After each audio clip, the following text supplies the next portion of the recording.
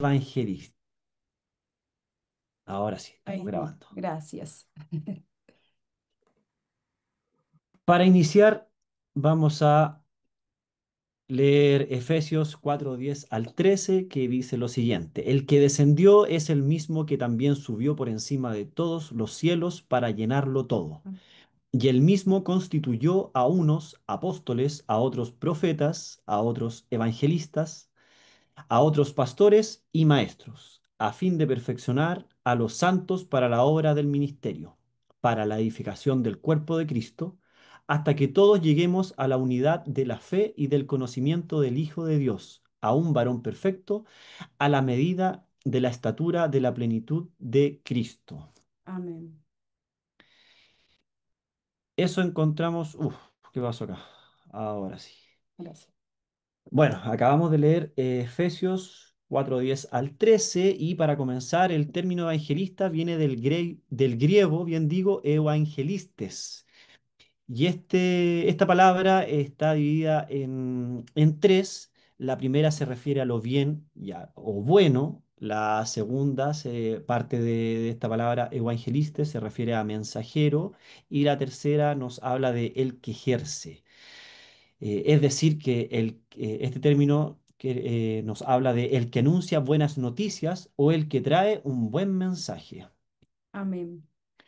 Mi amor, Hermanos, los saludo. Yo le dije a mi esposo que me ayudara con esta primera parte porque yo creía inocentemente que tenía que decirlo en griego también. Entonces yo le dije, por favor, ayúdame en esta parte.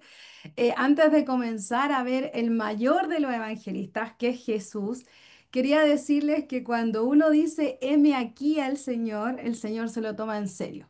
Así que si usted nos ve acá y se sorprende de eso, nosotros también estamos sorprendidos de estar acá hoy día, pero estamos contentos. Así somos los que, más sorprendidos. pero si usted le ha dicho, heme aquí el Señor, sepa que el Señor se lo va a tomar en serio. Así que diga su heme aquí con ganas, enfrente ese desafío, tome ese desafío y déjese moldear por el Señor.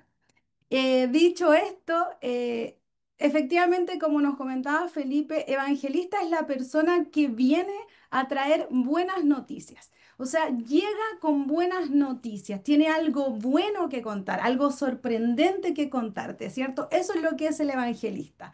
Y al igual como habíamos estudiado maestros y pastores, el evangelista está constituido por Dios. ¿Para qué?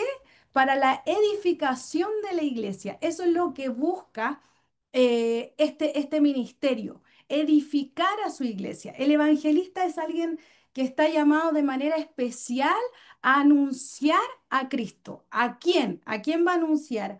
Va a anunciar a aquellos que no conocen a Cristo o también a aquellos que necesitan reencontrarse o volver con Cristo. Entonces ya sabemos que el evangelista como definición es la persona que tiene buenas noticias, que trae buenas nuevas, que va a traer un mensaje positivo, ¿ya? Ahora, necesitamos ver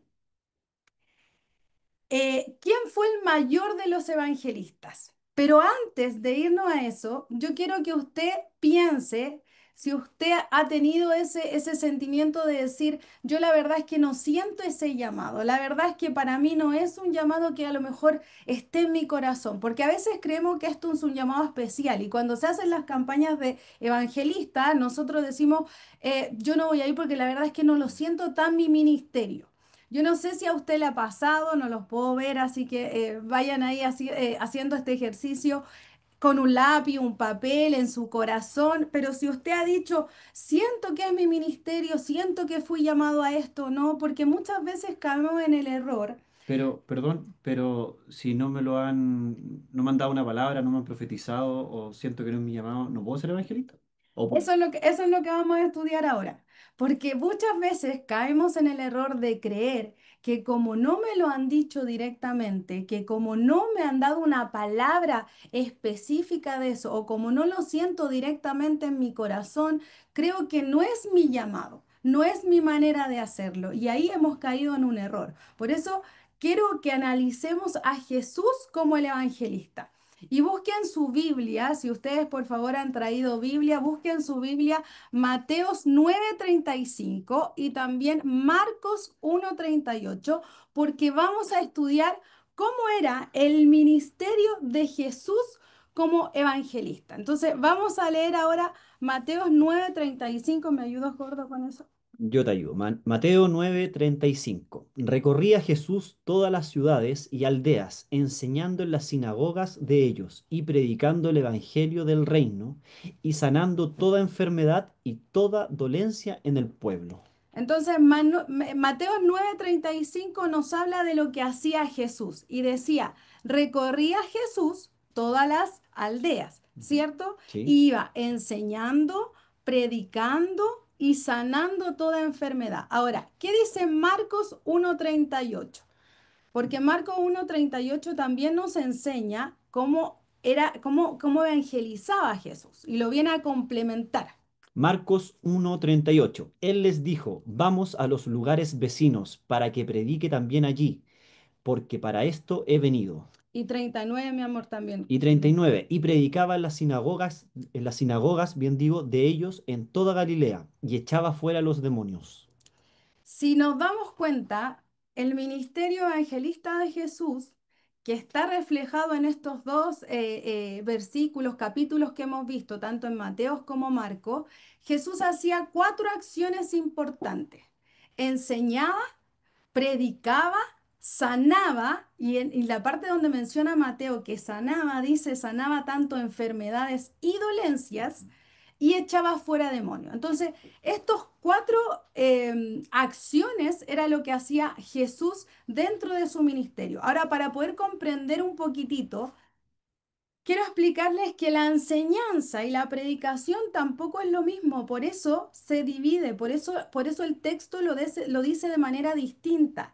La enseñanza es instruir algo, ¿ya? Es compartir un conocimiento para que la otra persona comprenda algo. O sea, nosotros, por ejemplo, nosotros somos papás. Cuando le enseñamos algo a nuestros hijos, es para que ellos puedan comprender algo, ¿ya? Para que ellos puedan entender ciertas situaciones. Cuando les enseñamos, no sé, cuando están aprendiendo a hablar, las vocales, estamos instruyendo algo, estamos enseñando Los para que ellas, modales. los modales, para que ellos comprendan algo. Esa es una enseñanza. Y eso hacía Jesús, enseñaba, instruía, pero también predicaba, que es lo que dice Mateo.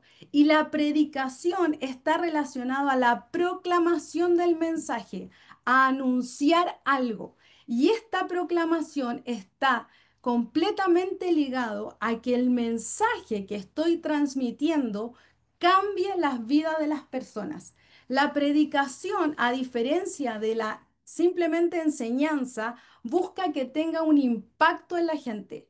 Busca que haya un impacto en la vida de las personas que están escuchando esta predicación. Entonces Jesús enseñaba, entregaba instrucciones, entregaba conocimientos para que la gente comprendiera y también predicaba. Su mensaje buscaba llegar a impactar la vida de la gente. Pero Jesús no se quedaba solamente ahí. O sea, Jesús no solo enseñaba en las sinagogas, no solo predicaba, sino que Jesús además sanaba y echaba fuera demonios. Entonces, dice acá, sanaba enfermedades y dolencias. Y yo cuando estudiaba esto dije, ¿por qué lo divide? ¿Por qué hace una diferencia? Y claro, porque la enfermedad puede estar relacionado a algo físico, a una alteración física, a una alteración patológica. Pero las dolencias está relacionado más bien a lo subjetivo, a lo del alma, al interior. Entonces Jesús aquí en esta parte, cuando Mateo no, en Mateo se habla de que Jesús sanaba tanto lo físico, o sea, esa alteración que tenía la gente de manera física, cojeras, ceguera, como las dolencias del alma.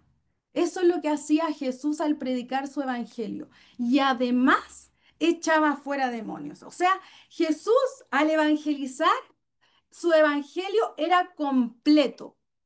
Enseñaba, predicaba, sanaba y echaba fuera demonios. Era realmente completo todo lo que hacía Jesús. Así era el Evangelio. vamos a transparentar que estamos quedando sin batería. Así que mi esposo está poniendo el cable mientras es. Siga nomás, mi amor, por favor. Ahora sí. Ahora sí. Eh, entonces, este era el Evangelio de Jesús. Hacía estas cuatro cosas.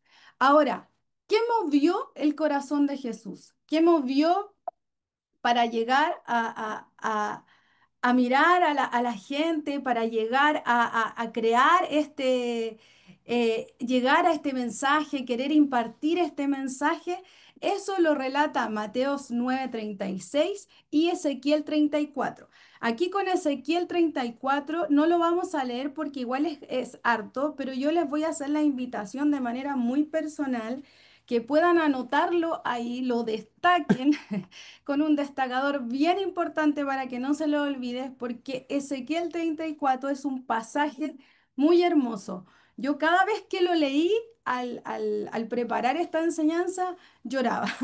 Cada vez que lo leí, lloraba, porque realmente es muy hermoso cómo se muestra acá el celo de Dios por su pueblo.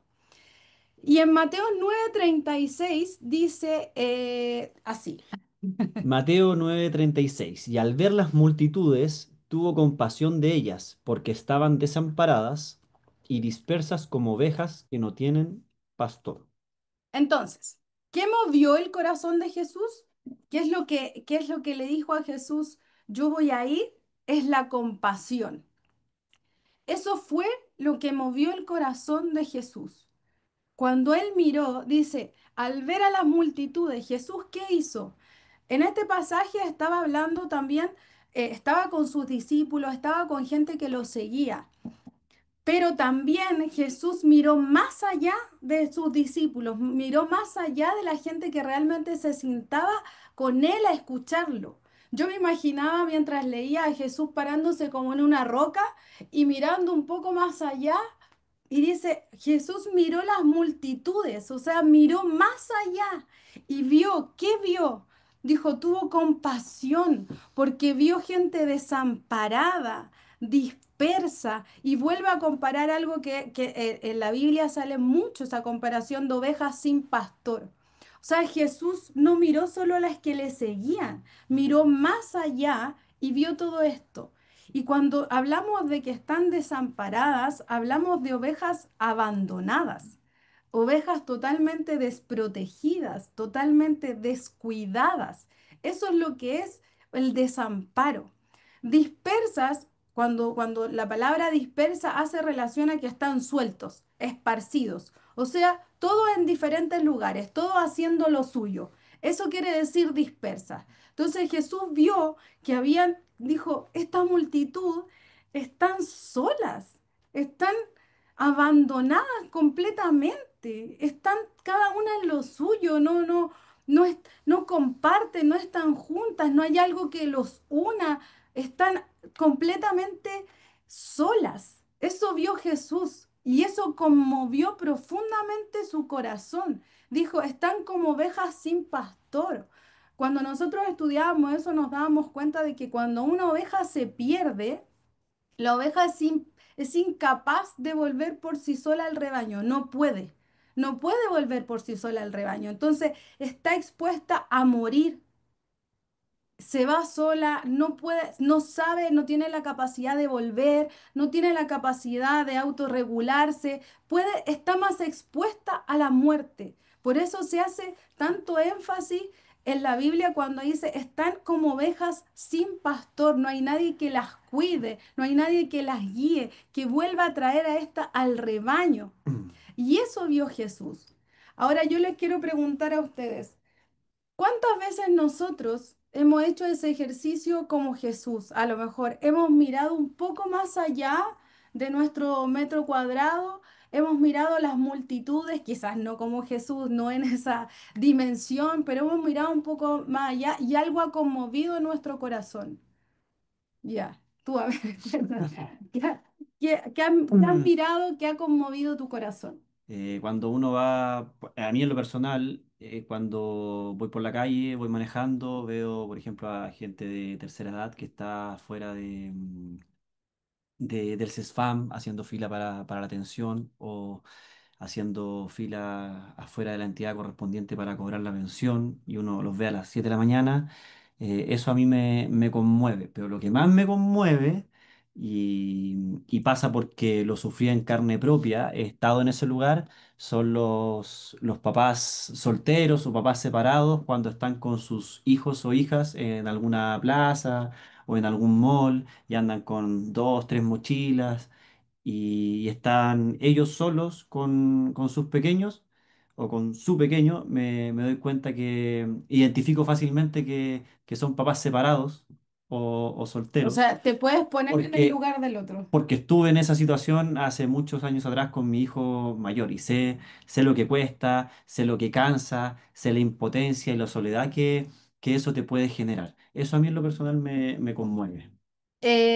Yo no sé qué a usted lo puede conmover, pero quiero que haga ese ejercicio, que piense 2 segundos.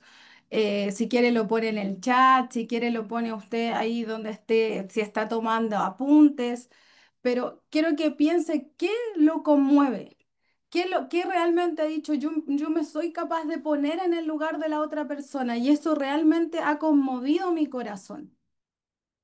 2 segundos, hermano. ¿Lo está pensando? Dígame que sí lo está ¿Algún pensando. voluntario, voluntaria? Pero no, solamente quiero que hagamos ese ejercicio porque sabe que, mira, nos están poniendo las madres con hijos con autismo. Eso, realmente, imagínense eso, los niños con autismo. Gracias, Melissa, por tu participación. A mí realmente también me conmueven los niños maltratados, me conmueven también cuando veo a mis amigas, por ejemplo, que están con problemas en pareja. Me duele eso. Las personas con enfermedades mentales, Las almas sin las esperanza. almas sin Por esperanza. ejemplo, ahí la hermana Liana nos dice los mendigos, los adictos. Wow, los maltratados, los niños huérfanos, los rechazados. Gracias, hermanos, por su participación. Eso es importante. Cuando somos capaces de mirar un poco más allá de la multitud y decir, oh, yo puedo sentir tu dolor. Ahora, y algo que nosotros aprendimos y con esto Dios nos pegó un charchazo, porque a veces nosotros nos conmovemos con eso. Y digo, oh, yo puedo sentir el dolor de esa mamá. Me conmueve esa persona que está en la droga y la veo pasar por la calle y me conmueve, no sé, mi vecino que vive en constante conflicto con el alcohol, El mendigo que pide el dinero. mendigo que pide dinero. Claro. Pero ¿sabe qué? Si solamente nos hemos puesto en esa posición de dolor con el otro, nosotros estamos sintiendo empatía y no compasión. Y no es lo mismo. La empatía es ponerse en el lugar del otro. Yo me pongo en el lugar del otro. Puedo llegar incluso a sentir lo que siente la otra persona. Me puedo doler por cómo lo que le está pasando a esa persona. Pero la compasión es el dolor, es ponerme en el lugar del otro, es dolerme por lo que le está pasando al otro y es accionar por hacer algo por el otro, que es diferente a la empatía. Hermanos, si nosotros solamente no hemos quedado con el dolor, con que siento el dolor del otro, pero no he accionado, eso es empatía y no es compasión. Y yo le pido a Dios que nos dé la compasión que tenía Cristo, de mirar más allá y que nuestro corazón se duela, pero se duela de tal manera de hacer algo por el otro. Esa, eso es clave para cualquier evangelista. Eso es lo que tiene que tener un evangelista, la compasión. Y la compasión siempre va de la mano con el Acción. dolerme y con accionar, que es lo que hacía Jesús, lo que acabamos de ver. Enseñaba, predicaba, sanaba y echaba fuera demonios. La acción es determinante. O sea, Es, sí, perdón, mi amor, si me quedo solamente con el sentimiento de empatía y no paso a la compasión, no paso a accionar, eso quiere decir que no puedo ser un evangelista propiamente tal. no quiere decir que no pueda ser un evangelista propiamente tal. Quiere decir que necesitamos más del corazón de Cristo. quiere decir que Cristo ponga más de Él en nosotros, para que nosotros no nos quedemos solamente con la empatía, no nos quedemos solamente con el dolor, con la aflicción, sino que hagamos lo que hacía Cristo. Y lo que hacía Cristo era accionar. Y ahora vamos a ver cómo evangelizaba Jesús y los discípulos, que es un poco ya lo que ya vimos, pero lo vamos a profundizar un poquito más. Em, y vamos a volver a leer para que nos quede claro y reclaro Mateo 9:35. Mateo 9:35. Recorría Jesús todas las ciudades y aldeas, enseñando en las sinagogas y predicando en el evangelio, y predicando el evangelio del reino y sanando toda enfermedad y dolencia en el pueblo. Mateo 10:1. Entonces, llamando a sus 12 discípulos, les dio autoridad sobre los espíritus inmundos, para que los echasen fuera y para sanar toda enfermedad y dolencia. Mm.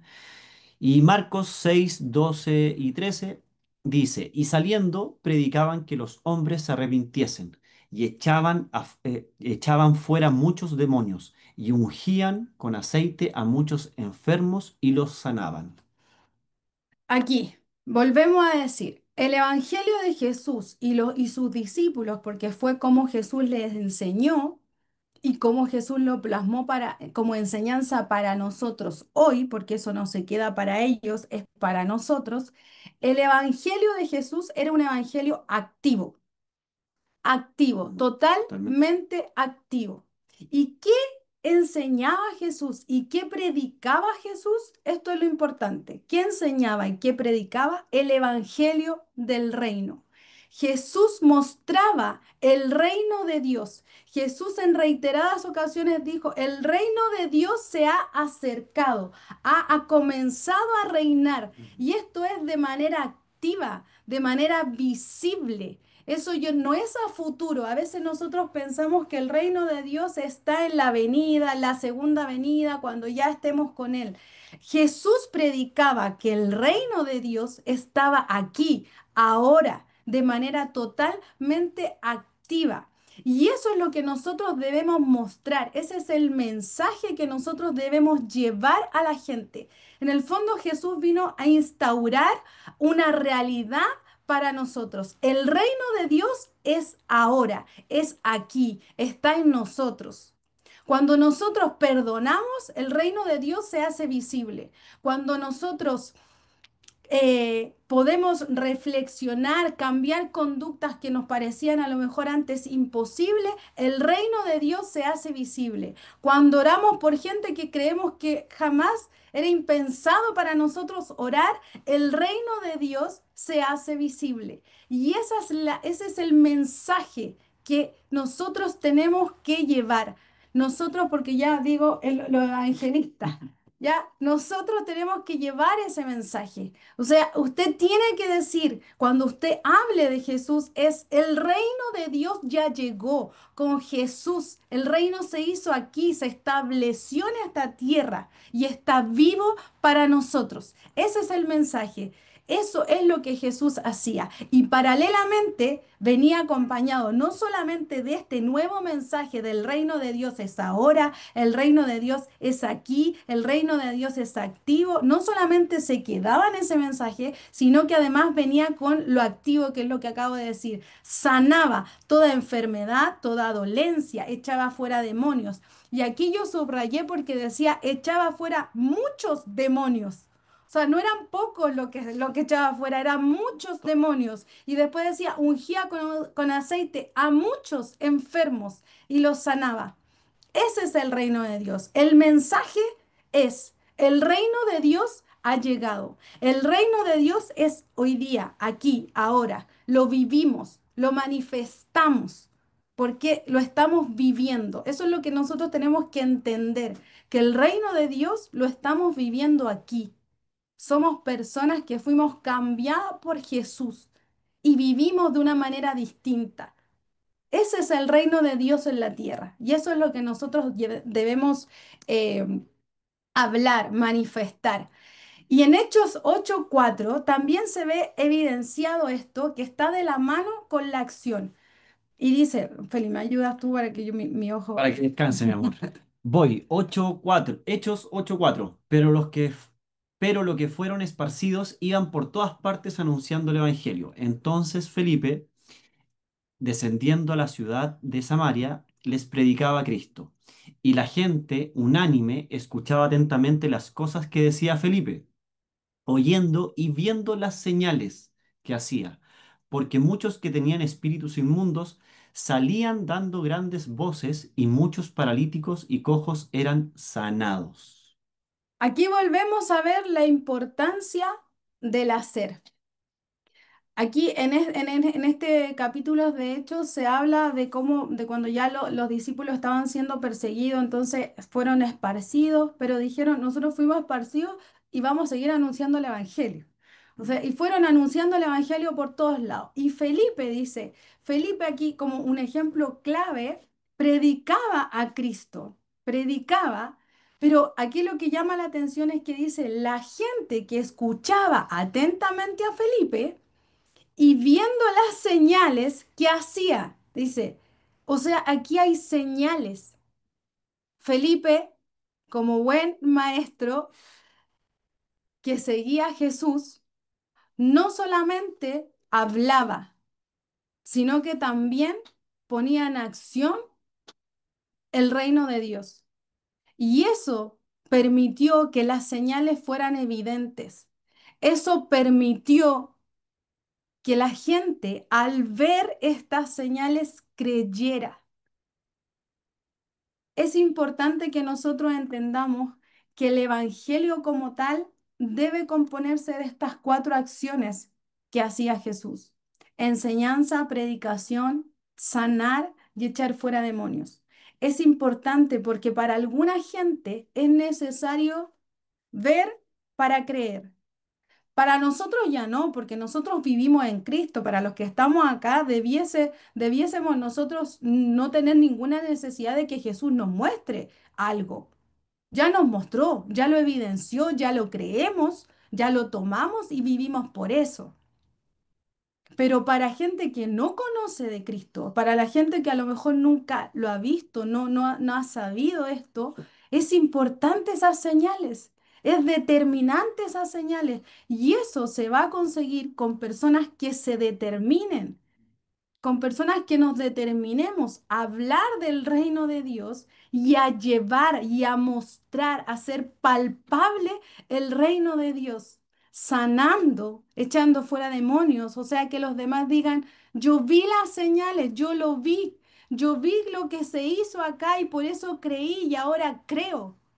Eso es lo importante de cómo evangelizaba Jesús y los discípulos. Así que, hermano, decir y hacer. Y aquí nosotros quisimos tomarnos un poco de lo que Pastor Pablo nos ha enseñado, que es el avivamiento de la calle Azusa.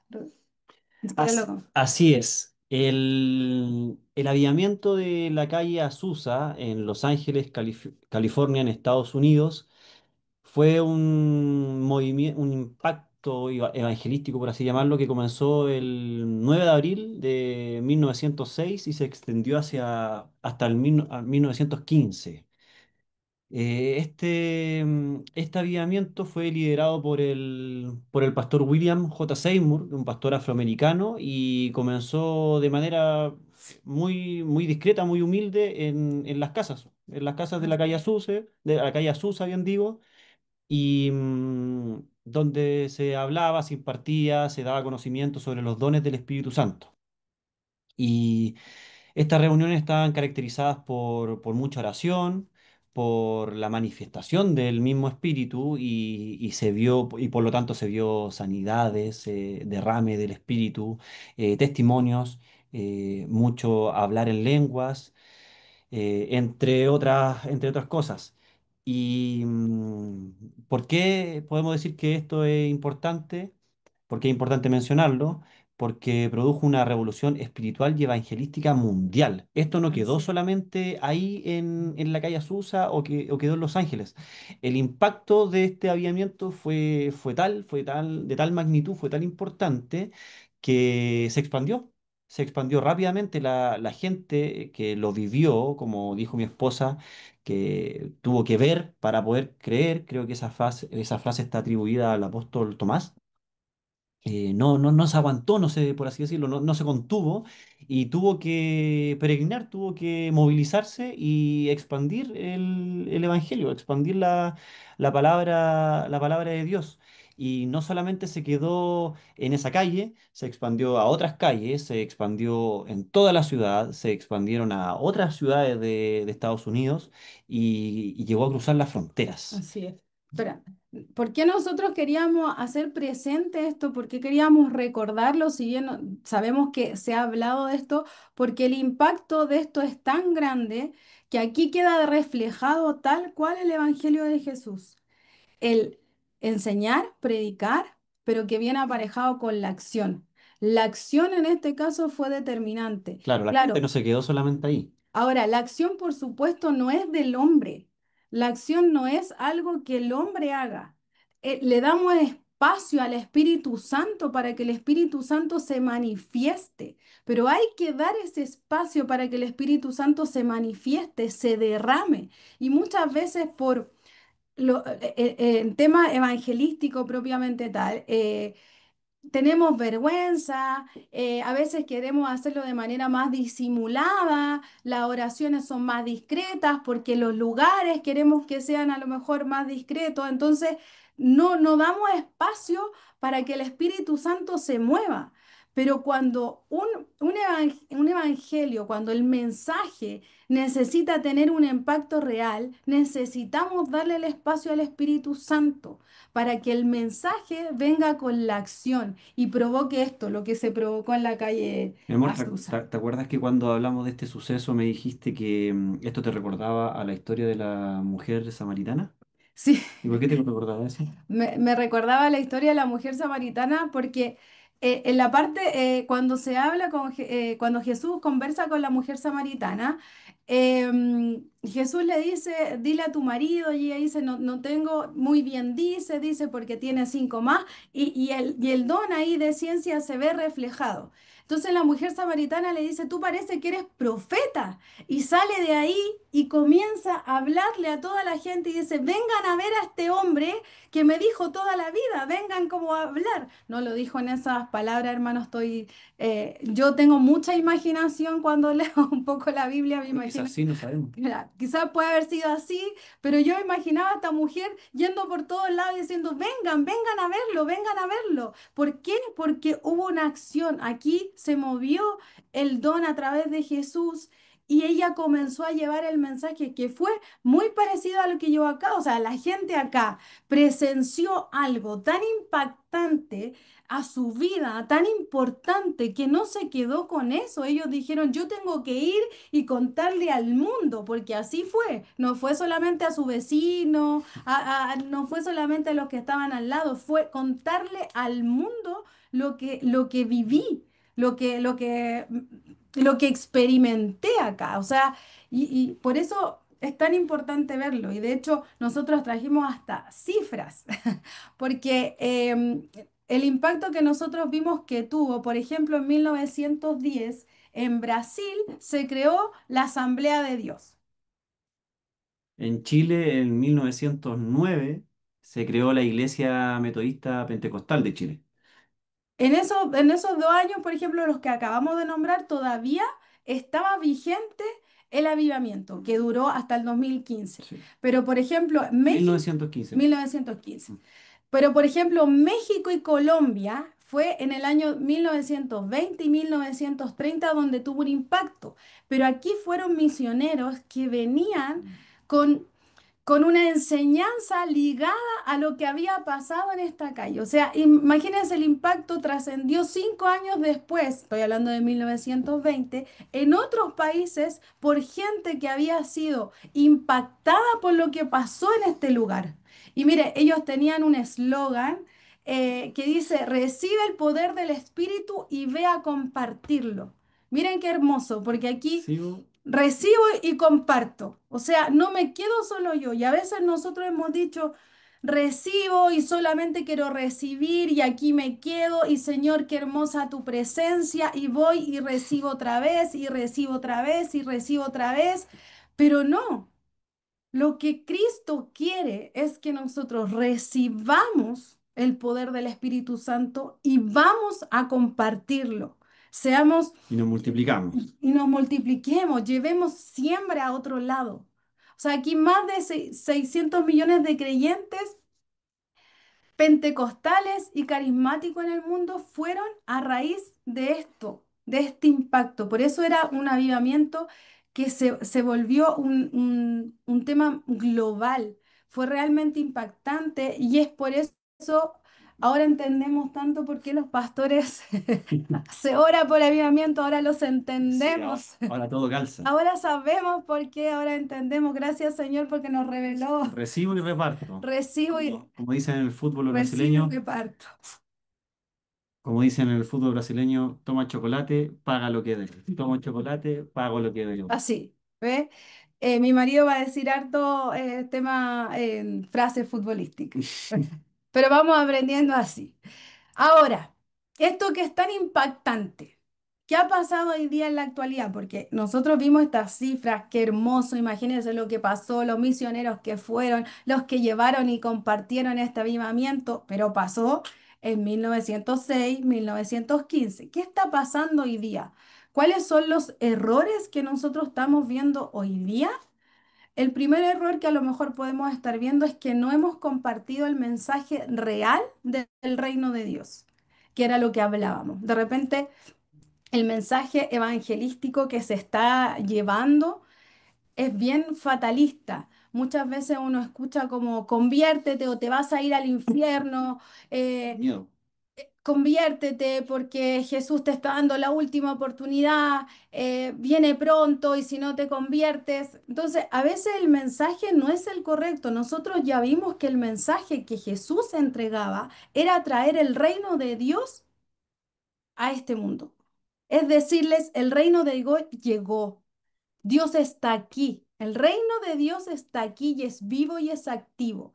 Y a veces nos hemos equivocado en eso. Y esa equivocación, hermano, de repente ha traído problemas con que cristianos que están en la iglesia no tengan una relación real, no conozcan a este Cristo vivificado, porque lo aceptaron por temor, por no querer irse al infierno. Entonces el mensaje es muy importante. Lo segundo, hablamos y no accionamos, lo que hemos ya visto en todo. Podemos hablar, pero no estamos accionando. Estamos enseñando, pero no estamos orando. Estamos predicando, pero la verdad es que no estamos llevando, no estamos dejando que el Espíritu se manifieste a través de nosotros para ser un canal de bendición a otros. Por lo que sea, medítelo usted. Si hay algo que lo está impidiendo accionar, vea qué es la vergüenza, es mi timidez, es que no me siento capacitado, porque en la calle Azusa no, la gente no estaba capacitada. La gente fue porque era tanto lo que vivió que fue sin teología, sin nada. Repartió un mensaje simplemente porque se les hizo vivo el reino de Dios. Y el tercer problema más importante es que derechamente no estamos compartiendo el mensaje. ¿Y cuál es el problema de todo esto? Lo vamos a ver ahora con estadísticas duras. Así es, gracias, mi amor.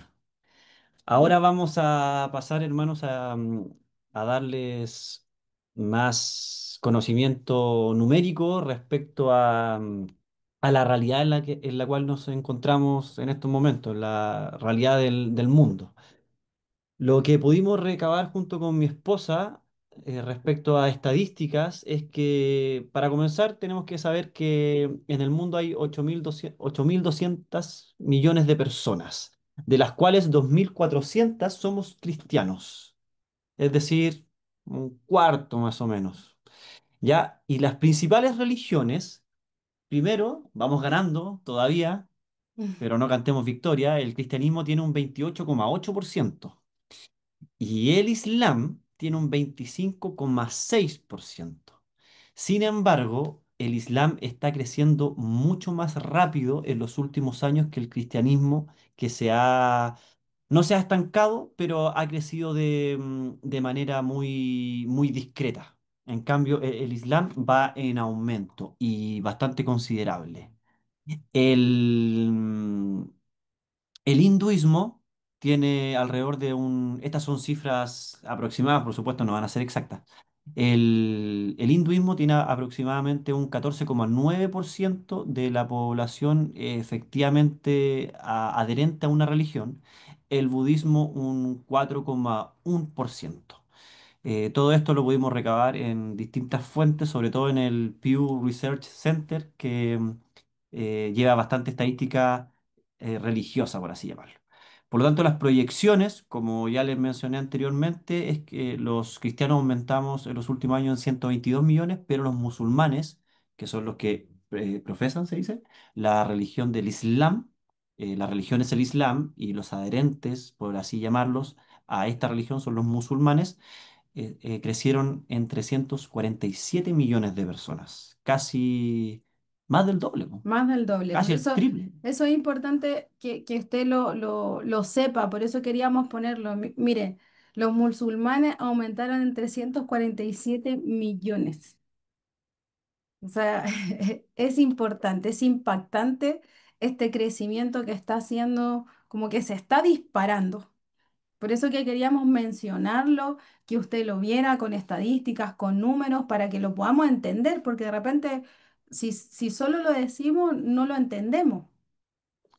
Claro, Cherin, y para que, Felipe, disculpen, dígame, dígame, ¿puedo ir a la diapositiva anterior? Quiero comentar algo, por ¿Sí? favor. afirmar algo.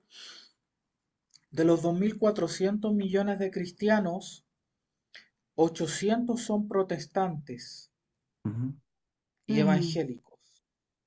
Perfecto, Solo súper bien. 800, o sea, somos el 10%, el diezmo del mundo. 1.500 millones son católicos y Ujú, 300 millones son ortodoxos. ¿Correcto? ujú. Entonces, pero tomen ahí que en cuenta que hay muchos católicos que son católicos nominales, que ni siquiera tienen a Jesucristo como su Señor, muchos protestantes y muchos ortodoxos, aunque los ortodoxos igual son más profundos quizás en su devoción a Dios, entonces tampoco el número es como tan bueno, por decirlo así, porque claro, somos 28,8, pero hay mucha gente que se llama católica y usted sabe que no sabe nada de Dios, claro. Yo incluso era uno de protesta. ellos. Yo era Correcto. uno de ellos hace un año. Correcto, entonces quiero dejarles claro que los protestantes son 800 millones, dentro de los cuales los carismáticos pentecostales o neopentecostales o que algo entienden a Dios de la manera que nosotros serán unos 600, 500 millones, ¿vale? Eso igual nos da una cifra de mucho más cuidado. Sí, totalmente. Así es, Gracias, pastor. gracias por el alcance, se nos está quedando en el tintero. Bueno, y continuando con lo que les mencionábamos, para que usted pueda dimensionarlo de mejor forma, aquí hicimos un gráfico de torta, como se dice, y fácilmente podemos identificar que los cristianos son aproximadamente un cuarto. Sin embargo, está lo que dice el pastor, que la mayoría de este porcentaje se lo llevan católicos, incluso católicos nominales simplemente. El otro cuarto es el Islam, pero el menos de un cuarto, pero un poquito menos nomás, que es el 24,2%, son las personas que no tienen religión de manera oficial, que no profesan alguna religión. O sea, ahí hay un nicho, por así llamarlo, si lo vemos desde el punto de vista empresarial, en el cual nosotros creemos que debemos accionar para poder ir por los inconversos, en este caso por gente que no tiene religión. Y la otra parte de la torta se la divide el hinduismo con casi el 15%, el budismo y en menor medida están otros, que son otras religiones, que ahora aprendimos con este trabajo que hay muchas religiones, sobre todo en China, y ellos aproximadamente son un 2,4%. Ahora también queríamos mencionar, porque es muy importante lo que después de esto vamos a hablar que vamos en concreto a hablar de algunos de los países más numerosos del planeta. El primer país, el más numeroso, hace poco era China, ahora es la India. Y la India tiene 1.451 millones de habitantes. ¿Y cuál es la religión oficial de la India? Oficialmente es un país laico, es decir, que no. no es adherente a alguna religión de manera oficial, por así llamarlo, lo puede dejar de manera libre. Sin embargo, casi el 80% de la India son de la religión, son del hinduismo. Claro. Y el Islam un 14,2%, y luego sigue un sinnúmero de religiones como el cristianismo, que tiene simplemente un 2%, y después está el sijismo, el budismo, el jainismo, etcétera.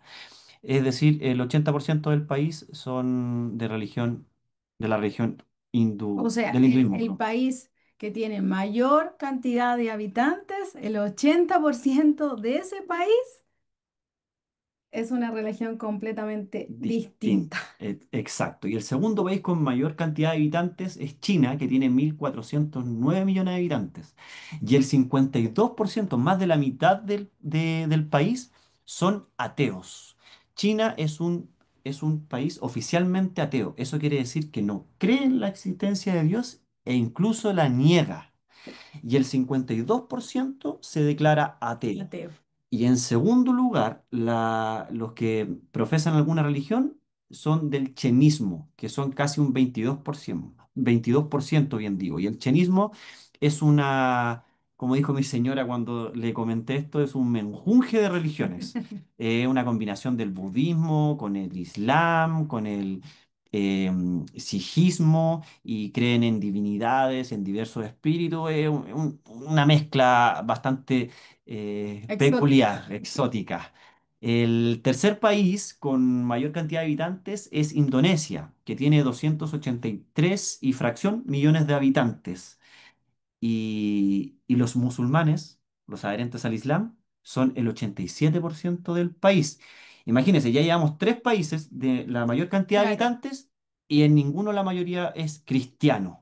Ahora vamos por el cuarto, que Per- es... y en por- ninguno es cristiano el porcentaje de religión que es diversa es altísimo, porque ya el 50 más uno en los tres que hemos visto. O sea, ya es muy alto. Así es. Ni siquiera está en el top 3 de las religiones en cada país. Claro. El cuarto país con mayor cantidad de habitantes es Pakistán, que tiene 251 millones de habitantes, y la religión oficial es el Islam. En Pakistán el 96,4% son adherentes al Islam, los musulmanes. O sea, el país completo, prácticamente el país completo.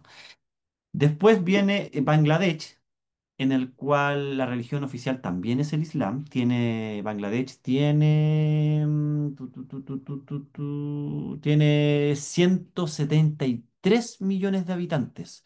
La religión oficial, como ya les comenté, es el Islam, y este abarca el 89,7, o sea, casi el 90% del El- país son sí. musulmanes, es decir, todo el país, todo el país. Sí. Y el 89,7% profesa la religión islámica. Y en segundo lugar, con un 9,2%, es el hinduismo. El cristianismo en Bangladesh tiene el 0,3%, es decir, prácticamente nada. Y por último, en esta mención de los países en el ranking con mayores habitantes, está Etiopía. Etiopía tiene 132 millones de habitantes. Y aquí me quiero detener. Etiopía queda, ahora vamos a ver de hecho vamos a verlo enseguida. Etiopía está en África, y aquí la religión, bueno, el país de Etiopía oficialmente es laico. Sin embargo, el cristianismo abarca un 67% y el islam un 31%. En esta gráfica, aquí está Etiopía, queda en África, y lo curioso de Etiopía que es el único país africano el cual no pudo ser conquistado por los europeos.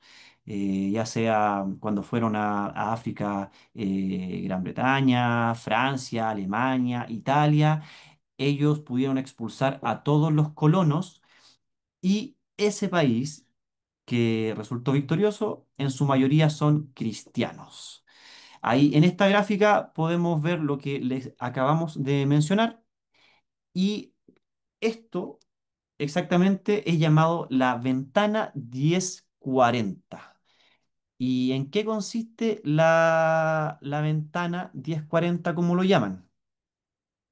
La, la ventana 1040 es, a ver, por así llamarlo, es una localización en el mapa que consiste entre los 10 grados y 40 grados latitud norte y alberga la mayor cantidad o sea, la mayor cantidad de habitantes en el mundo. Alrededor del 65 y el 70% de habitantes de todo el planeta están ubicados en esta ventana, en esta franja, que son los países que ya le mencioné, a excepción de Indonesia, que está más acá, más abajo, fuera de la franja.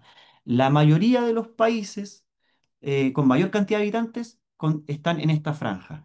Y lamentablemente coincide en que la mayoría de estos países, el cristianismo no es la religión que profesa la mayoría de las personas.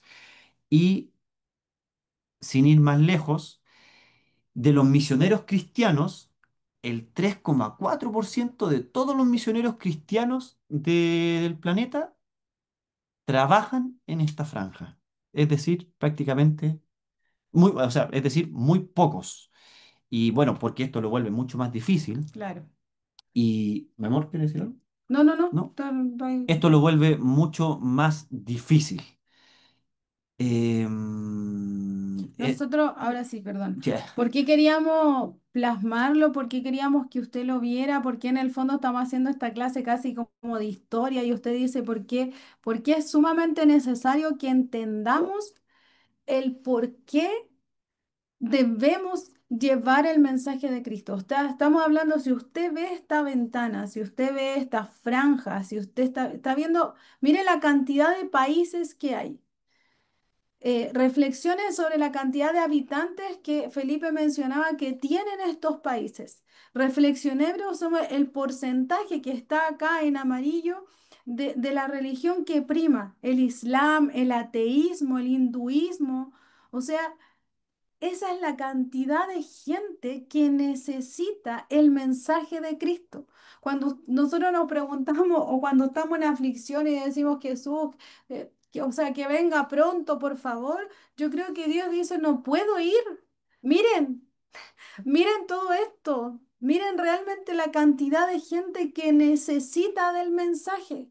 Por esto es importante que nosotros veamos, lo veamos, grábese este mapa mentalmente, que quede ahí en su cabeza, en su corazón, cuando usted ore en sus oraciones, que este mensaje, este mapa vuelva a su mente, vuelva a su corazón, para que nuestro corazón tenga un deseo de ir por esas personas, de ir por ellos, de que esa ventana 1040 se caiga, no sea un lugar difícil, no sea un lugar donde no podamos llegar, sea un lugar donde se comiencen, estas cifras comiencen a cambiar, estos porcentajes comiencen a variar. Imagínense, nosotros llegáramos solamente a los dos países más poblados, si empezáramos a llegar así. Entonces, por eso nosotros quisimos traer esto, verlo, verlo de manera más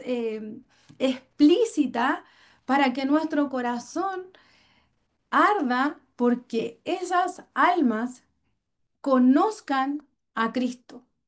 Y somos solo nosotros los encargados, que ese porcentaje de misioneros que hay del 3,4 cambie y que a lo mejor en un par de meses más, en un par de años más, estemos recordando esta enseñanza y venga otra persona a hablarnos de evangelismo y todas estas cifras hayan cambiado. Ese es al menos el deseo de mi corazón y quiero dejarles como ese mensaje. Grábese esta imagen, estos países, este mapa, esta ventana 1040 para que cambien todos esos porcentajes. así es. Ahora, luego de esta gráfica, de este mapa y de este dibujo mental que les propusimos, queremos ahondar un poco en la religión que en este momento está avanzando mucho más rápido, que es el Islam, y les vamos a hablar de manera breve para que sepa un poco del Islam y su ley, que es la ley Sharia, porque muchos no sabemos a mayor abundamiento qué es el Islam. Yo por lo menos no sabía, tú, mi amor, ¿sabías algo del Islam? Fuera Claro. de que... ocupan barba larga, un turbante. Es muy, a lo mejor es muy superficial lo que uno conoce, pero cuando nos damos cuenta de que el Islam está en un porcentaje muy parecido al cristianismo y que se proyecta que el Islam va a crecer de manera más rápida que el cristianismo, es importante que nosotros sepamos esto. Bueno, y el Islam es una religión monoteísta, al igual que nosotros. Eso quiere decir que cree solamente en un Dios, Pero, a diferencia de religiones politeístas, como son antiguas religiones de los países nórdicos, que creían los vikingos, los griegos, los romanos, donde hay una serie de dioses, está, qué sé yo, Atena, por otro lado está Zeus, Hades, hay incluso Dios del vino, imagínense. Eh, esta religión es monoteísta, al igual que nosotros. Creen un solo Dios y al Dios ellos le llaman Alá. claro, Entonces ahí tenemos puntos de coincidencia, puntos de concordancia. En segundo lugar, para que sepan, el Islam reconoce muchos profetas a lo largo de la historia de su religión. Dentro de ese sinnúmero de profetas estaba Abraham, estaba Moisés, está Jesús, reconocido como el sí. Mesías, al cual ellos le llaman Isa. Sin embargo, después de Jesús está el último profeta que es el más importante para ellos, que es el que conocemos y se llama Mahoma, el último profeta enviado por Alá. El libro, la similitud de la... Perdón, ¿puedo hacer Sí, por supuesto. Si bien ellos reconocen a Jesús, ellos no creen en la crucifixión de Jesús ni en la resurrección de Jesús.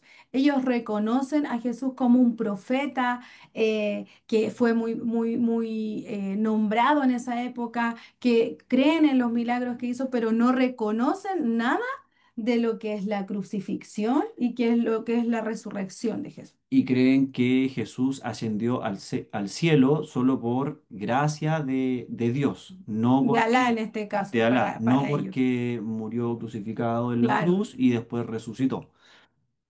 Bueno, como les decía, la similitud de la Biblia para nosotros, para ellos es el Corán, que es el libro sagrado que recibe las revelaciones divinas de parte de Alá y comunicándosela a los profetas para que ellos la puedan manifestar al resto de las personas. Y el Corán sería la fuente principal perdón, y la fuente principal del Corán sería la ley Sharia, O sea, el Corán o es, viceversa. claro, el Corán es la similitud de la Biblia, pero el Corán está establecido, lo que integra el Corán está relacionado a lo que es la ley Exacto. Shari. Oh, me cuesta esta Sí, palabra. el Corán es la fuente principal de la ley Sharia, que es la Esa. ley islámica.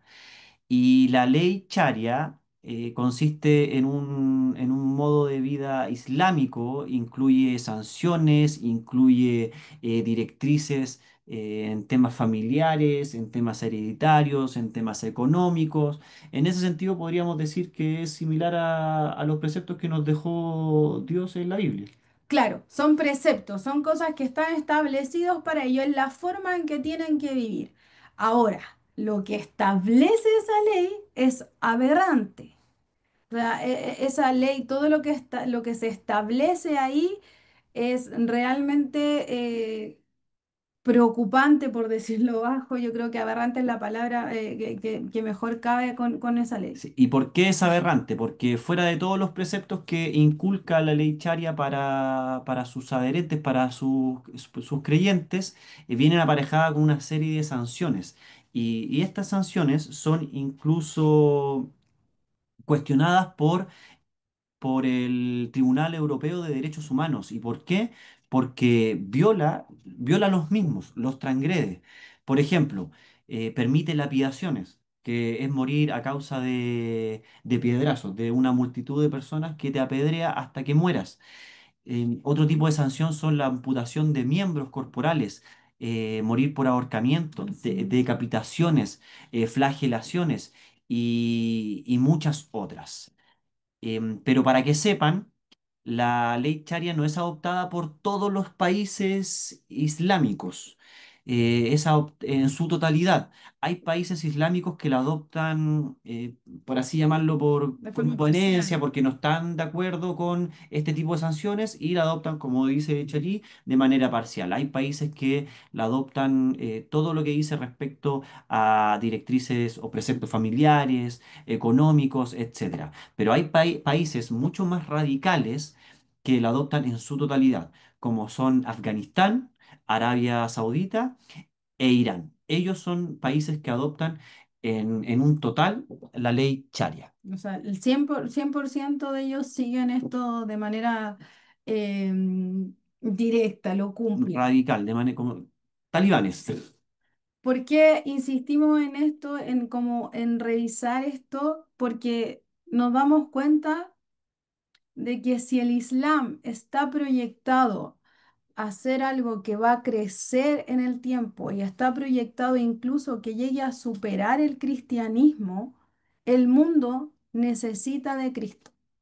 Hermano, si usted piensa que ser evangelista es un ministerio que no es para usted, estamos equivocados. Si usted cree que no tiene todavía ese llamado, si Dios no ha hecho eso con usted, estamos equivocados.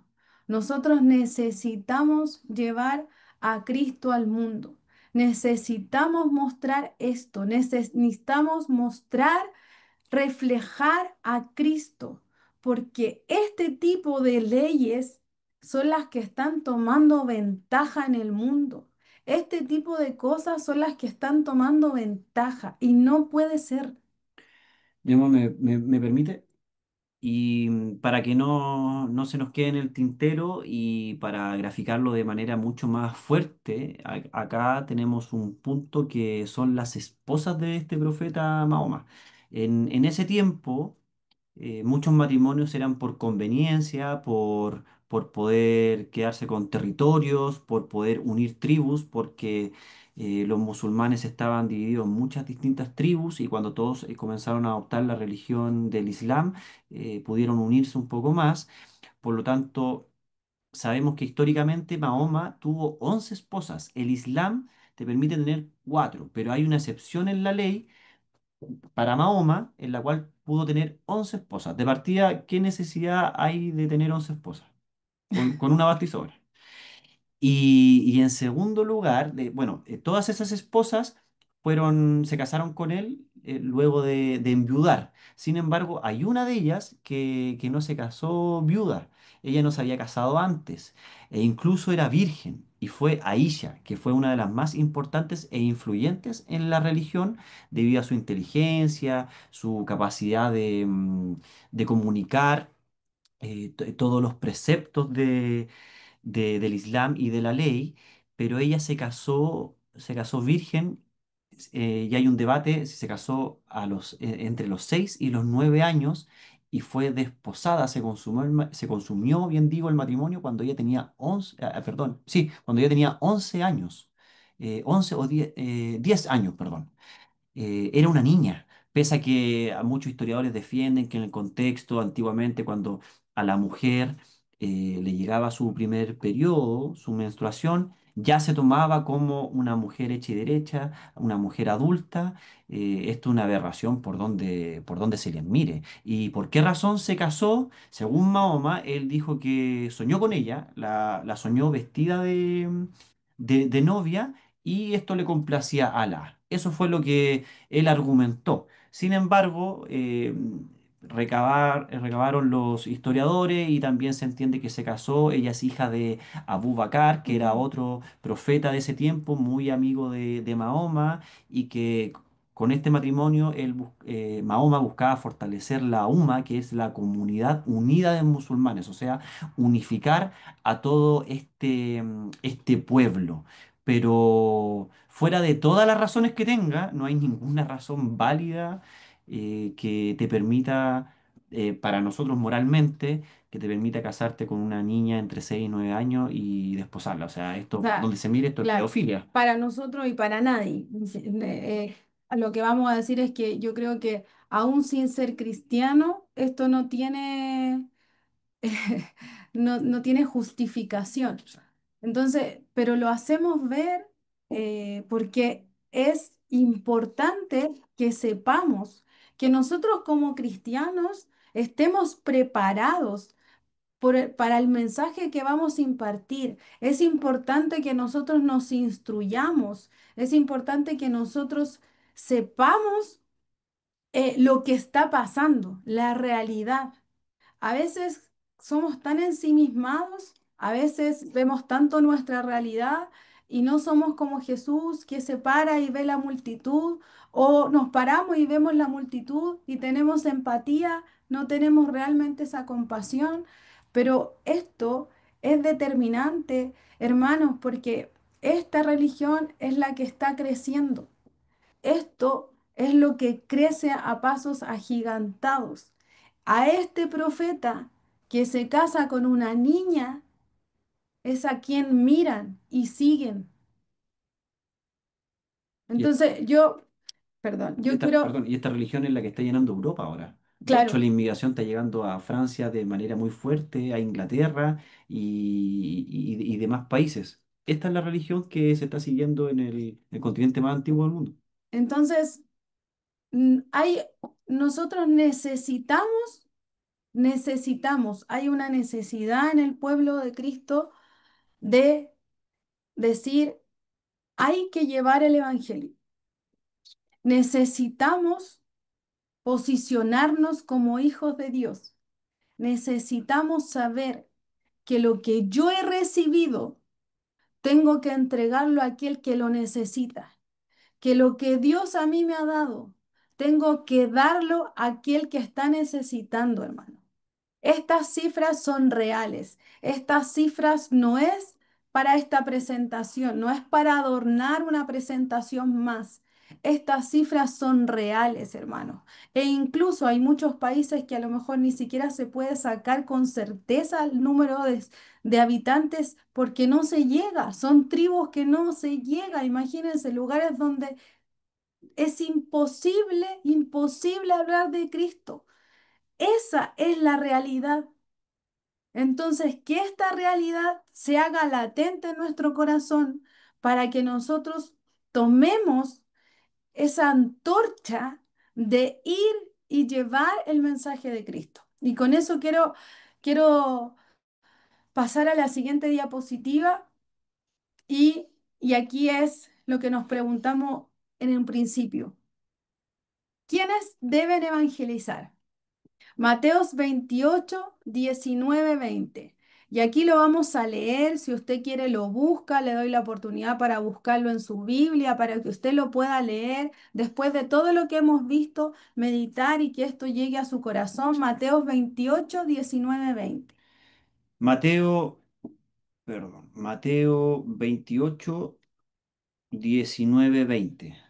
Por tanto, id y haced discípulos a todas las naciones, bautizándolos en el nombre del Padre y del Hijo y del Espíritu Santo, enseñándoles que guarden todas las cosas que os he mandado.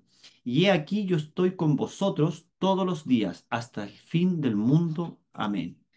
Este versículo dice, por tanto, id y haced discípulos. Muchas veces en la iglesia nosotros hemos escuchado lo que es ser discípulo. Ser discípulo es ser seguidor de Jesús y vivir conforme a las enseñanzas de Jesús. Si usted se siente que sigue los pasos de Jesús y además vive conforme a las enseñanzas de Jesús, usted es un discípulo y usted tiene el deber de ir y hacer discípulos a otros. ¿Me está entendiendo? Entonces, esto no es para algunos. Si usted dice, yo soy seguidora de Jesús, ¿quiénes de nosotros aquí nos reconocemos seguidores de Jesús? Levántame su manito si está ahí.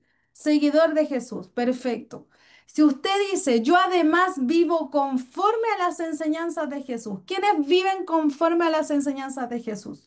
Yo lo intento, tú lo intentas, aquí vamos intentándolo conforme a las enseñanzas de Jesús. Si usted levantó su mano porque es seguidor de Jesús y porque en su corazón está anhelando y está luchando y día a día dice, yo voy y vivo conforme a lo que Jesús me está enseñando, usted está siendo un discípulo de Cristo. Y si usted es un discípulo, entonces usted tiene que hacer lo que dice Mateo 28, 19, 20. Id y haced discípulos a otros. Entonces, el evangelizar no es para algunos, es para todos los que son discípulos. Y segunda de Corintios 5, 20. Dice, así que somos embajadores en nombre de Cristo, como si Dios rogase por medio de nosotros, os rogamos en nombre de Cristo, reconciliaos con Dios. Somos embajadores, hermano. Somos representantes de Cristo en este mundo. Eso es lo que significa ser un embajador. Como un embajador de un país en otro país. Hoy día los influencers también que están tan de moda representan algo. Nosotros, todos nosotros somos representantes de Cristo en este mundo. Yo represento, somos mini Cristos en este mundo. Por tanto, esto de quienes deben evangelizar, quiero que quede claro para todos nuestros corazones. Es un llamado para todos, los que somos discípulos, los que creemos que somos discípulos porque creemos en las enseñanzas de Jesús, seguimos estos pasos, andamos conforme a estas enseñanzas. Entonces yo al ser discípulo represento a Cristo en el mundo. Y mi labor es ir y enseñar a otros. Ahora, ¿cómo debo hacerlo? ¿Cómo debo evangelizar? Y aquí no lo vamos a leer, pero sí lo vamos a pasar más rápido por la hora a lo mejor. En Primera de Pedro 3, 15 y 16, ahí está, léalo usted, pero hay dos palabras que se resaltan, ¿ya? Y dice, las palabras que resalta habla de mansedumbre y reverencia. Y en segunda de Timoteo 4, de 1 al 2, las palabras que resaltan es paciencia y doctrina. Entonces, si nosotros ya sabemos cómo evangelizó Jesús, ya sabemos cómo hacerlo, cómo lo hizo Jesús, que tenemos que enseñar, predicar, sanar, echar fuera demonios, traer el reino de Dios a los cielos, sabemos que lo tenemos que hacer todo, no es para algunos, para unos sí y otros no. Somos todos, somos representantes de Cristo. ¿Cómo tenemos que hacerlo? ¿Cómo tenemos que llevar este mensaje? Este mensaje se tiene que llevar con mansedumbre, con reverencia, con paciencia, con sana doctrina. Hermanos, la mansedumbre es ser dócil, apacible, tener un corazón tranquilo. Esa es la manera de llevar ese mensaje, ser manso, sea dócil para llevar ese mensaje. Y yo sé que de repente con entusiasmo vemos gente que se entusiasma ya, pero de repente caemos hasta en retar a la gente. No debemos ser así. Debemos reflejar a Cristo con mansedumbre, ser dócil al momento, tener reverencia, que eso está relacionado al respeto, respetar a quien estoy entregando el mensaje, tener paciencia también, porque no va a ser fácil. A veces nosotros también decimos, pero ¿cómo no va a entender si le he dicho tantas veces? Pero tenemos que aplicar paciencia. Esa es la manera, porque nuestro corazón debe reflejar a Cristo. No queremos hablar mal de nadie, Señor, yo sé que no, pero hemos visto a lo mejor otros pastores haciendo evangelismo donde hasta detenidos se han ido y en esa detención actúan de manera grosera, de manera física, que a lo mejor hasta hay agresión. O sea, imagínense, ese mensaje no se condice con la forma en que estamos actuando. Nuestra forma debe ser mansa, con paciencia, con respeto y con sana doctrina. Y la sana doctrina quiere decir que nosotros nos preparemos. Por eso es tan importante lo que están haciendo los pastores hoy día, de prepararnos, de decir estos son los parámetros que nosotros seguimos, porque esa enseñanza sana, que no se desvirtúe con apreciaciones personales, sea lo que dice la Biblia, sea lo que Dios dejó plasmado, es el mensaje que nosotros debemos llevar a cabo. Ahora, si usted dice, si después de todo esto dice, yo la verdad es que no estoy preparado, yo la verdad es que a lo mejor no puedo ir porque hoy día La gente de evangelismo en Sol de Justicia Santiago va a ir a los metros. Vamos a ir a los metros, en las plazas, pero si usted dice, yo no estoy preparado, hermano, yo hace un mes dije lo mismo, yo no voy a ir porque la verdad es que eso no es un llamado para mí, aquí estoy, entendiendo, porque Dios me hizo entender. Pero si usted cree que todavía no se siente preparado, primero, órelo con toda sinceridad a Dios. Dios conoce su corazón. Si hay algo que a usted lo está deteniendo para hacer eso, si es la vergüenza, si es culpa, si es decir, no tengo a lo mejor la elocuencia, no, a lo mejor no hablo de la manera en que habla la hermana, creo que no tengo la personalidad, todo eso póngalo en oración a Dios.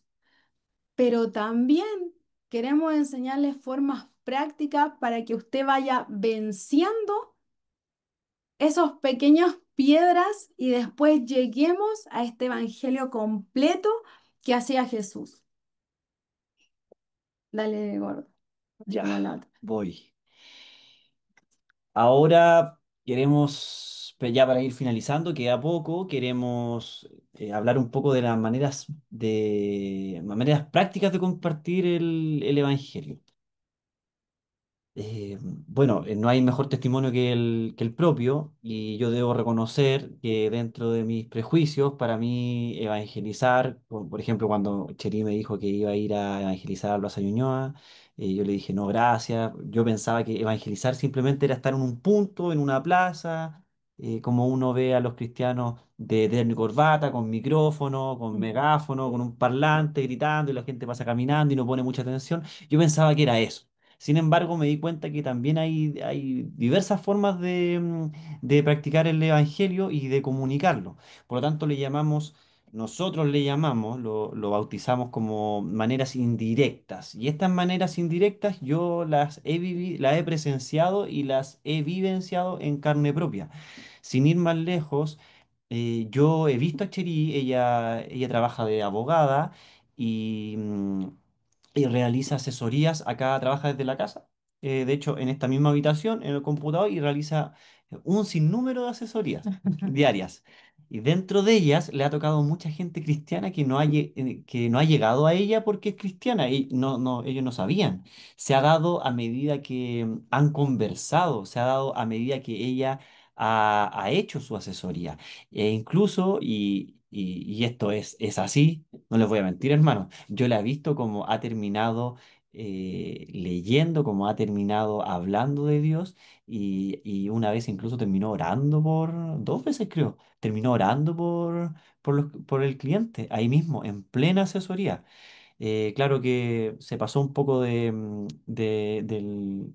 máximo de los minutos de la asesoría, así que ahí tuvo que hacer un cobro extra. No, no, pero fuera de broma, ella lo ha hecho, le ha tocado. Esa es una manera práctica de poder compartir el Evangelio.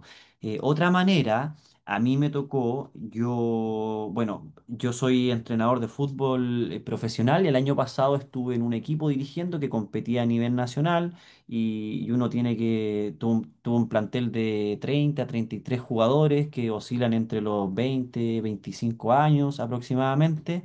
Y uno tiene que rebuscarse las maneras de motivarlo, porque cuando uno trabaja con grupos humanos tan grandes y tan diversos, es difícil, sobre todo en el mundo del fútbol, que es un mundo bastante peculiar, mucho ego, envidia, mucha inseguridad. Y hay que, como dije, hay que buscar ir más allá para poder motivar al equipo fuera de todo lo que sea instrucciones técnicos, tácticas. Acá hay mucho de emocionalidad. Eso te va dictando cómo tienes que trabajar y uno tiene que percibirlo, tiene que identificarlo. Entonces yo como estoy un poco loco y voy más allá, yo pegaba en los camarines antes de comenzar el partido, cuando ellos se cambiaban y dan la arenga, una serie de mensajes lo iba pegando por el camarín y estos mensajes lo iba variando. En un principio ubicaba mensajes de grandes deportistas, de Michael Jordan, de Maradona, o de grandes personas que crearon algo que pudo cambiar el mundo, por ejemplo, Steve Jobs, que creó Apple, etcétera.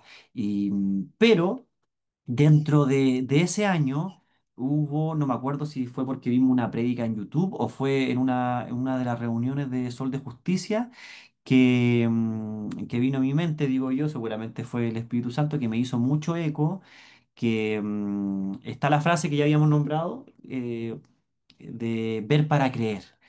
Pero yo decía, ¿cómo ver para creer? No. Y ahí, y bueno, y ahora también me hace mucho sentido con lo que dijo un gran pastor hace poco, que yo no camino por vista, camino por fe. Entonces dije, no, a mí me calza mejor la frase creer para ver. Primero creo y luego voy a ver. Y esa frase yo la pegué justo afuera de la puerta del camarín cuando luego de la arenga ellos salen a jugar y algunos la iban tocando. Y ellos no sabían que yo estaba dando ese mensaje, no sabía que este mensaje era un mensaje cristiano, dentro de otros después que comencé a introducir de manera sutil, de manera indirecta, como le llamamos, y luego me di cuenta que ellos, incluso cuando ellos lo hablaban en pleno partido, o se arengaban, se estimulaban, ellos repetían la frase, muchachos, primero tenemos que creer para ver, o sea, tenemos que creer que vamos a ganar y vamos a terminar siendo victoriosos el partido. Esa es una manera palpable de lo que le estamos comentando. Y ahora queríamos, Sí, espérame, antes de... sí, porfa, muy importante. Sí, lo que queríamos decir con esto no era hablar de nosotros ni de nuestro trabajo, sino que queríamos llevar ejemplos para que usted lo pueda llevar a su vida cotidiana en cuanto a cómo llevar el evangelio. A veces creemos que nuestros trabajos, yo nunca me imaginé que siendo abogada mi trabajo y la manera en que lo hacía podía estar acompañado de mensajes cristianos. Hoy día todo lo que trato de entregar está relacionado a los parámetros que están en la Biblia sin que la gente lo sepa.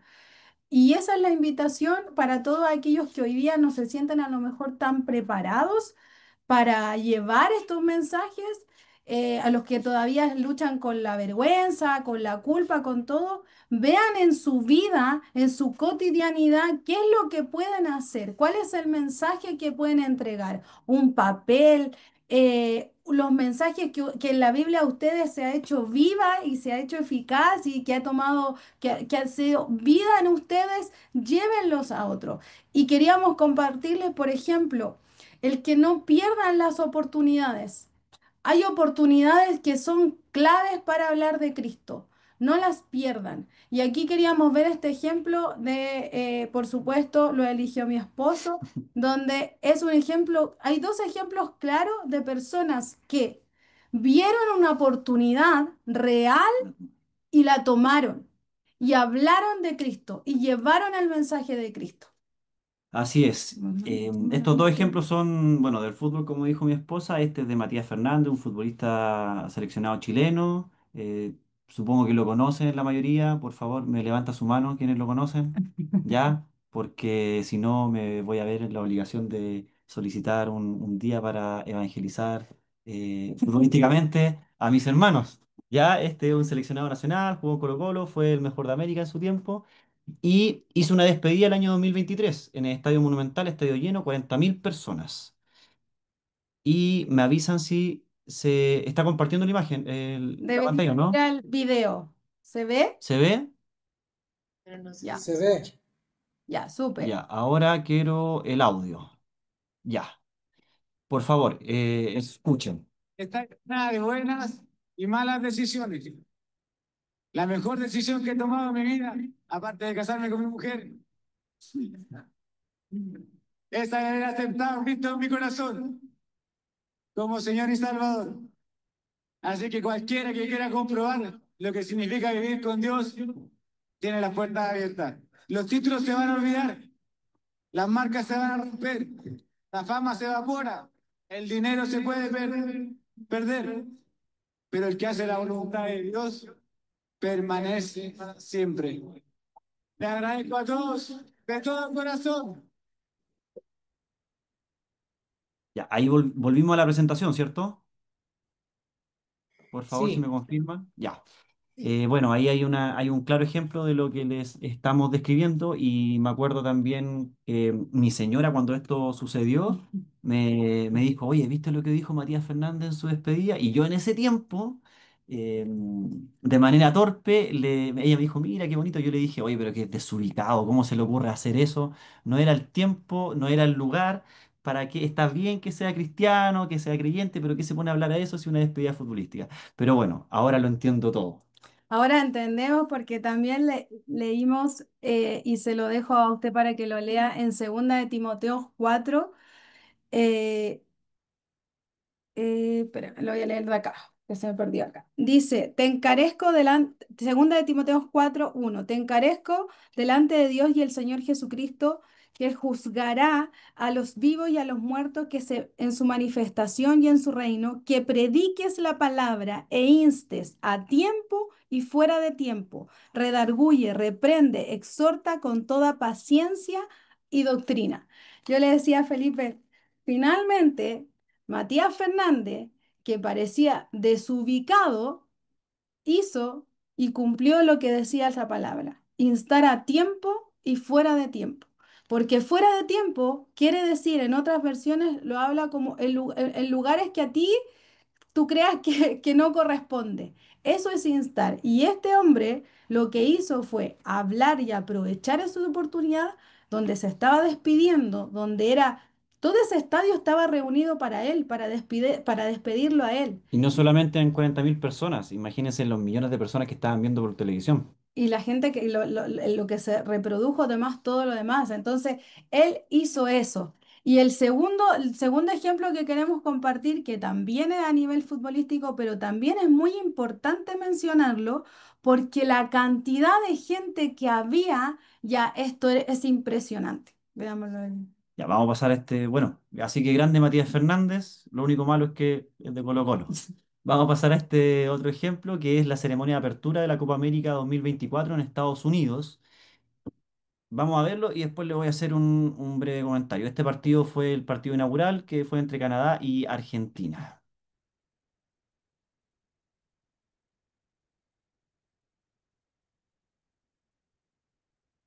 Ahora no se escucha. Mensaje de Cristo. Ahora sí. Dios bendiga América. El mensaje de Cristo sigue vigente y hoy en día. Y Él nos llamó a la paz, a la comprensión y el perdón. También nos dijo, cree, porque para aquel que cree todo le es posible. Y estas palabras nos alientan a no desanimarnos, a creer en grande y creer que todo se puede. Dios bendiga a todas las naciones de América, a cada equipo y a cada deportista, a todos los hinchas y dirigentes y a toda la familia del continente, en el nombre de Cristo Jesús.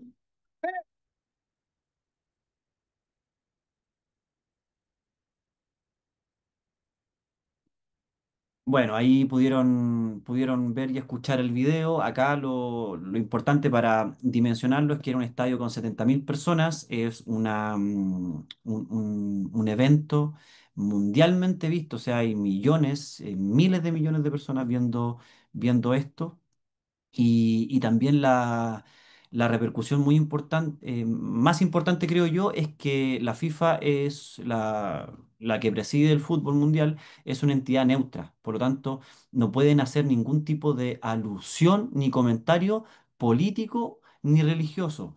Inclusive los jugadores, los mismos jugadores ya no se pueden sacar la camiseta y abajo tener una polera que diga Jesús vive, por ejemplo. Eso es sancionado con multas económicas. Sin embargo, aquí la persona que es un pastor paraguayo se atrevió y pudo propagar el evangelio en un escenario numeroso. Con esto, hermano, entonces queremos instarlos, queremos que usted pueda ver que el Evangelio necesita ser anunciado, que necesitamos llevar el mensaje de Cristo. Ocupe las oportunidades. No queremos minimizar lo que hemos dicho, que esta acción debe estar compuesta de la forma en que lo hacía Jesús, enseñando, predicando, sanando, echando fuera demonios.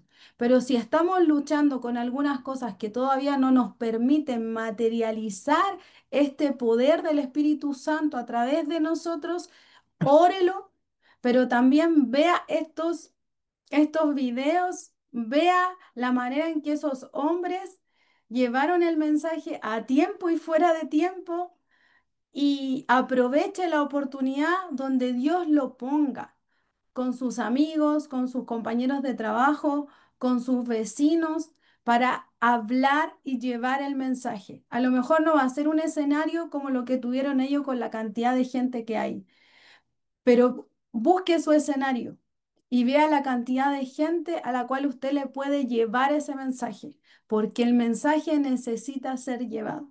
Y para finalizar, yo partí diciendo que ojalá pudieran leer Ezequiel 34 completo. Aquí esto le hablaban a los pastores.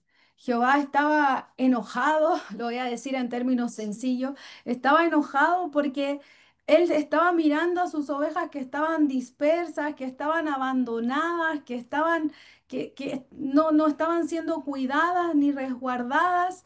Pero a mí me impactaba que decía, y vuelvo a emocionarme cada vez que me acuerdo de esto, porque él decía, yo voy a ir por ellas, yo voy a ir por esas ovejas, yo voy a sanar a la que está enferma, yo voy a ir a buscar a la que nadie quiere, yo voy a ir a ver a esa oveja que se fue, que estaba acá y se fue y que nadie ha ido por ella, yo voy a ir por todas esas ovejas. Piense usted qué tipo de oveja era. Piense qué tipo de oveja a lo mejor fue en un momento. Quizás fue una oveja abandonada, quizás usted fue una oveja dañada, estaba enferma, estaba dolida, con aflicciones del alma, pero Dios dijo, yo voy a ir por ti, yo, yo voy a ir a buscarte a ti. Voy a llevarte a ti, voy a traerte ¿y qué voy a hacer? Es lo que dice Ezequiel 34, 28, 31. Esta es la promesa, esto es lo que vino a hacer Jesús en la tierra y dijo, no serán más despojo de las naciones, ni las fieras de la tierra las devorarán, sino que habitarán con seguridad. No habrá quien las espante, y levantaré para ellos una planta de renombre, y no serán más consumidos de hambre en la tierra, ni jamás serán avergonzados por las naciones, y sabrán que yo, Jehová su Dios, estoy con ellos, y ellos son mi pueblo, la casa de Israel, dice Jehová el Señor. Y vosotros, ovejas mías, ovejas de mi pastor, hombres sois, y yo vuestro Dios, dice Jehová el Señor. El Señor vino por nosotros. El Señor vino a darnos tierra nueva. El Señor vino y espantó a todos. El Señor vino a darnos la seguridad que no somos despojo de naciones, que no vamos a ser consumidos por fieras. Esa es una realidad en nuestras vidas, hermanos. Esa es una realidad en nosotros. Eso es lo que hizo Cristo en nosotros. Y eso es lo que tenemos que vivir hoy día, caminar atesorando eso en nuestros corazones y dar de gracia lo que Dios nos dio a nosotros de gracia. Lleve de gracia lo que Dios le dio de gracia. Quiero que cierre sus ojos. Vamos a orar por este mensaje, vamos a orar porque esto haya sido sembrado en los corazones, porque Dios nos levante como personas que necesitamos tomar conciencia de la realidad que hay en el mundo, de mirar estos mapas, de mirar estas cifras, de mirar la gente que no ha conocido a Cristo y que usted pueda ser un instrumento. Si usted es discípulo, usted tiene que ir, hermano. Recuerde que usted es representante de Cristo en la tierra. Así que cierre sus ojos y decimos, Señor, te damos las gracias por esta revelación. Te damos las gracias, Señor, por tu enseñanza. Te damos las gracias, Señor, porque dejaste atrás lo que creíamos, Señor, que era ser un evangelista. Señor, y hoy día viniste a mostrarnos nuevas formas, Señor.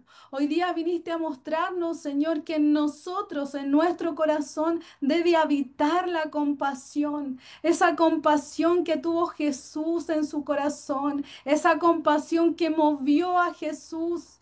esa compasión que nos lleve, Señor, a hacer y a decir y hacer, Señor, esa compasión que nos lleve a accionar por a quien vemos, Señor, dolido, por a quien vemos, Señor, afligido. Padre, yo te pido que tú levantes, Señor, un ejército de gente que vaya a llevar tu mensaje, Padre, que dejemos atrás toda vergüenza, que dejemos atrás todo miedo, que dejemos atrás todo trauma, Señor, personal, todo ensimismamiento, Señor, todo aquello que nos hace solamente pensar en nosotros, Señor, todo egoísmo, Padre. Si hemos sido egoístas hasta hoy, Señor, si solo hemos ido para recibir, Señor, y no estamos dando lo que tú nos has dado de gracia, Señor, perdónanos y tómanos, Señor.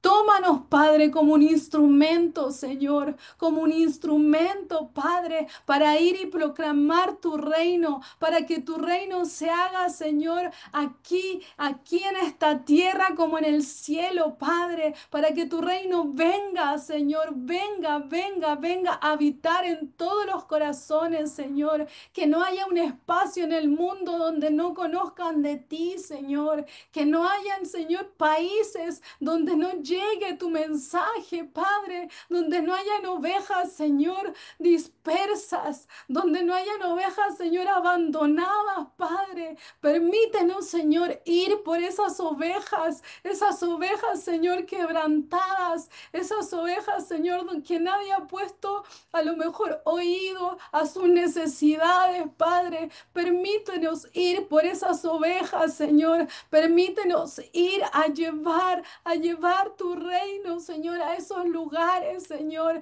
a esos niños que no han conocido de ti, a esos niños, Señor, que nuestros hermanos decían me aflige, a esas madres, Señor, que tienen hijos con autismo, a esos enfermos, Señor, enfermos mentales que necesitan, Señor, de tu sanidad, Padre, a esos que están endemoniados, Señor, que nuestro corazón arda, Padre, para que las tinieblas retrocedan, Señor, que esas cifras, Señor, de esas religiones que son aberraciones, Señor, desaparezcan, Padre, y que tu reino comience a expandirse, Señor, comience a expandirse, Padre. Yo oro para que tu reino comience a expandirse cada vez más, Señor, y que se levanten guerreros, Señor, guerreros con arma en sus labios, Señor, con armas, Señor, en sus manos, Señor, para imponerlas sobre aquellos que necesitan sanidad, sobre aquellos que necesitan curar dolencias del alma, Señor. Permítenos, Señor, ser un instrumento de tu poder, Señor, ser un instrumento y que las señales del cielo, Señor, se vean, Señor, a través de nosotros como instrumento, Padre. Oramos porque el mundo te conozca. Oramos porque el mundo, Señor, sepa de ti. Oramos porque los velos del mundo se caigan, Padre Celestial. Se caigan los velos, Señor. Se caigan los velos y comience a haber una necesidad de ti tan profunda, Señor, que esto se mueva y que la tierra se remesa, Señor. Se remesa por la necesidad de ti, Señor. Oh, rakandarabashiakaya, rabakandarabasukaya, rabashei. Señor, yo oro por mis hermanos que hoy día están aquí, que han escuchado esta enseñanza, Señor, para que tú vengas a ellos, Señor, a complementar más de lo que tú has enseñado hoy, Señor, a mostrarles más profundamente